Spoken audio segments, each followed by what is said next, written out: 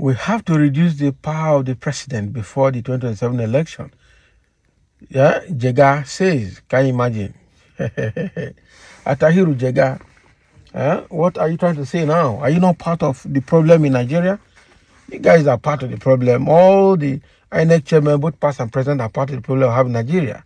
INEC, judiciary, and the law enforcement agents are the problem we have in Nigeria today. The former chairman of the Independent National Electoral Commission, INEC, Atahiru Jega, has called for the restructuring of Nigeria before the 2027 general election. Now, you know they happen. The former INEC boss insisted that the presidential system of government practiced in Nigeria is defective. Okay, he said the power devolution to the sub-nationals was critical for the country to develop, adding that the president is too powerful. Of course, now, a president that has power to appoint the CJN of Nigeria, has power to appoint the Attorney General of the Federation, has power to appoint all the military chiefs, has power to appoint all the MDs of all the parastatals and MDAs. What else do you get? Has power to appoint the INEC chairman. So this is, and they don't want to stop it, and it's very, very, very bad. Break all of these things, but it will take only a president that has that willpower to do it, to break all of these things down, so that we can move as a nation. Peter B will be able to do it, but they won't let him in there because they know that if he gets there, he will do it and he will weaken all of them. That is why they have all decided and hell bent to ensure he doesn't get there. So Atahiru Jega, however, expressed strong opposition to the parliamentary system of government, saying restructuring was necessary to have the best of a federal system. He shared this reservation while speaking on Saturday at the convocation lecture in Bauchi State University, Gadao, on the theme Safeguarding Nigeria's Future, Prioritizing Citizens' Welfare and Security Amidst Challenges. So according to him, our leaders in leadership positions between now and 2027, we need to put our heads together and have a rational evidence-based process of restructuring the Nigerian Federation. And to my mind, the major thing we need to do is devolve power and resources from the federal to the state and local government.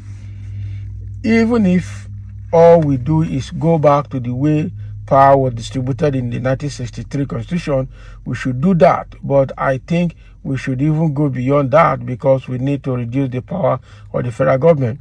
In fact, the power of the federal government, in which whoever is elected president controls virtually all the resources, beheads the reality. We know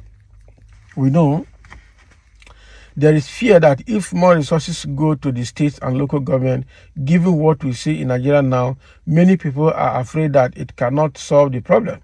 But my own thinking is that the more power and resources in the state and local government, the less attractive the federal becomes. Then more people will concentrate in terms of bringing appropriate reforms and development. It is very important we truly address these issues.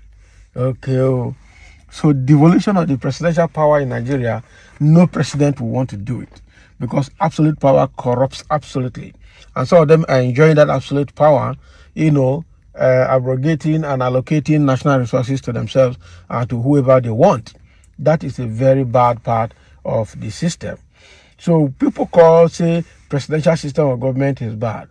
But I think it's not just the presidential system of government, it's the people that are bad, because it is the people that make up the system. That is it. It is the people that make up the system. So the fact here is that the people have refused to be honest at all levels, and that's the problem we have. So what can we do to make the people honest? That is the big question that we need to answer. Who is going to answer that? So, but again, this man that is speaking, when he was the INEC chairman, what did he do? He was INEC chairman for several years under good luck, Ebele Jonathan. What did he do? What did he do? What did he do? These are part of the problem that we have in Nigeria today. So why is he speaking now? One thing about Nigerian politicians is that when they are not in power, when they are not in the office, they talk sense. Okay, but when they finally find themselves in the office, they begin to do otherwise. You begin to imagine whether they actually had this sense, or if they were the people that were speaking sense outside the circle before they assumed office. Let's see, people are reacting to what this Jega has said.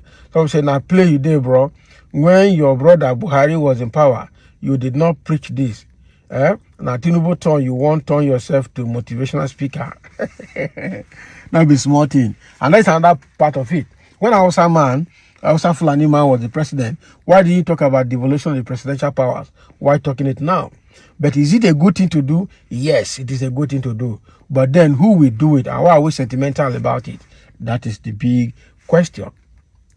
Somebody say you are talking rubbish. Tribalism kill you there.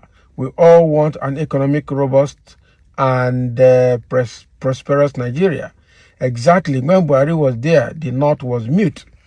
So somebody saying that when Buhari was there, is not talking rubbish because that is the truth. When Buhari was there, the North was enjoying and they were very happy and they made their money. Now, Satana is there, even though the Satana self has come. Even the Satana has come. We just need to find a better way to address Nigerian system. Someone said, why didn't you reduce the power of Buhari in his 8 years of terror and frustration of the country? I don't swear Amadio have fired. I'm saying Amadio have fired you there. Supported APC, okay, promised to recognize Nigeria structurally, economically, and socially. But I am surprised President threw the 2014 conference into the waste bin because APC never meant well for this country. They seem to be only interested in grabbing power. I hope President Tinubu will listen to the submission of Professor Jega for where he will not. So that he will not be able to get 2027. He will not. He will not listen to anybody. That is the truth. Jega will not listen to anybody. That is the truth. Professor Jega comment on restructuring devolution of power made sense. Should be considered for input and role in review of 1999 imposed document that has thrown the country into disunity, security failures, and retrogression. Well, yes, it makes sense. Is it what we need? Yes. But who will do it? That is the question. And would they do it wholeheartedly? The biggest problem of Nigeria is dishonesty, corruption, and being loyal to their stomach and their selfish interest. That is it. So no one still listening to you because you are part of the rot the nation has become. Exactly like I said earlier.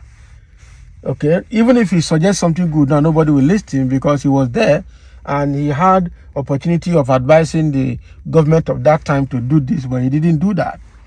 Okay, he was interested in his own pocket. Now everything is over. He wants to come and talk. I want for Nigeria, I tell you. So thank you for listening. That is what Professor Jega is trying to say.